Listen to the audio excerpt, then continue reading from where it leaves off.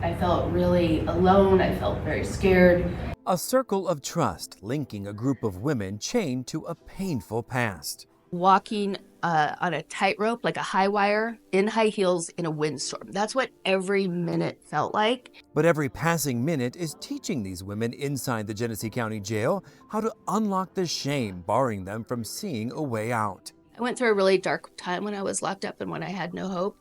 And part of it was I had no vision for what life was going to look like. Lara Love Hardin suffered from destructive side effects of an opioid addiction more than a decade ago, growing inside the suburban California mom like a cancerous tumor, manipulating her to lie, steal, and commit crimes to satisfy the drug's controlling appetite. And it's been 16 years and it's still emotional. Hard to believe for a New York Times best-selling author known as Mama Love. She's had intimate conversations with Oprah and was invited to India to meet the Dalai Lama.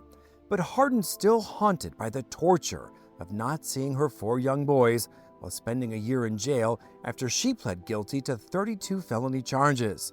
That emotional scar is why she's trying to reach the 162,000 women in jails and prisons across the country, because 80% of them, like her, are mothers with young children.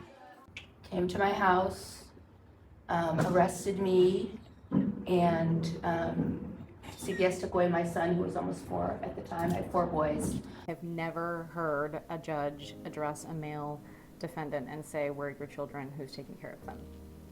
But women are asked that all the time. Cynthia Chase says women are part of a growing demographic imprisoned by an inequitable system of incarceration in America. I've appeared in a lot of courtrooms, with a lot of different judges. Chase was once a former probation officer and teamed up with Hardin to throw a lifeline to these women, restoring hope, opportunity, and a sense of community. They call it the Gemma Project. So women are held to this other standard, right? So it's not just the crime that you're there for, but it's also the stigma and the obligation of being a mother, and how dare you. The Gemma Project starts in jail, implementing evidence-based practices to meet the needs of women and reduce recidivism.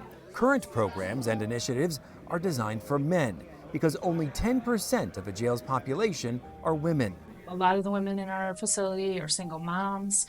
When they get out of here, they don't have to just worry about taking care of themselves. They have to worry about taking care of their families and rebuilding any kind of structure that was out there. Captain Jillian Macy has always had to think outside the box to make sure the female perspective is heard in a male-dominated environment.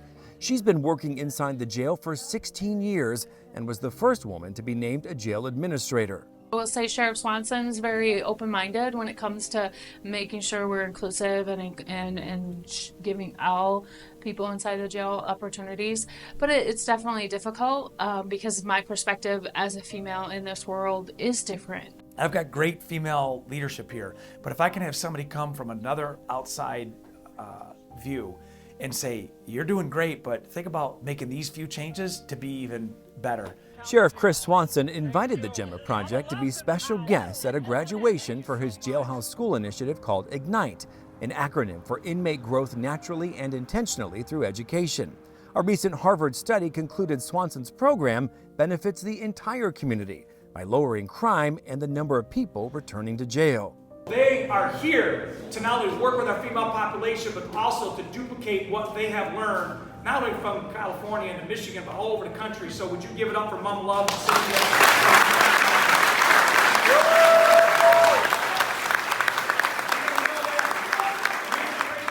But this was no ordinary Ignite graduation. The Honorable Governor Gretchen Whitmer! It was also a first for Michigan Governor Gretchen Whitmer. Sheriff Swanson's been, of course, I think a real leader in creating this program, and he's been the best hype man you could imagine because he's been telling me about it, and that's why I wanted to be here, to take it in myself. The governor offered more than an observation. She delivered the keynote address. This is what I think we are capable of doing here in Michigan, setting trends, showing people what we're made of. A partnership with the prestigious Carnegie Hall also unveiled. That they selected our women to partner with the Carnegie Hall Wild Music Institute. The jailhouse music studio, created as part of Ignite's curriculum, was used by moms in the jail for the Lullaby Project. You write down memories about your children, what you like most about them. We take those and we create songs. We start writing songs to our children. Music to the ears of Jennifer Johnson. She works for Motherly Intercession, a nonprofit helping women succeed when they transition out of jail. She helped these moms record their deeply personal lullabies. It's important to let your child know that although that you are incarcerated, you still can be a parent from within. And that you're thinking about them and you care about them, and this is something special just for you, for me. To see, people turning their experience, their training that they've gotten here into something as beautiful as a lullaby, I think was just really inspirational.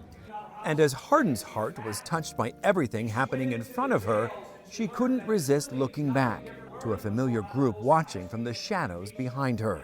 And I feel a kinship with those women up there, with the women up there watching it. That's why I kept looking at them and waving. Because when you're incarcerated as a woman, when you get out as a justice-involved woman, you are not seen.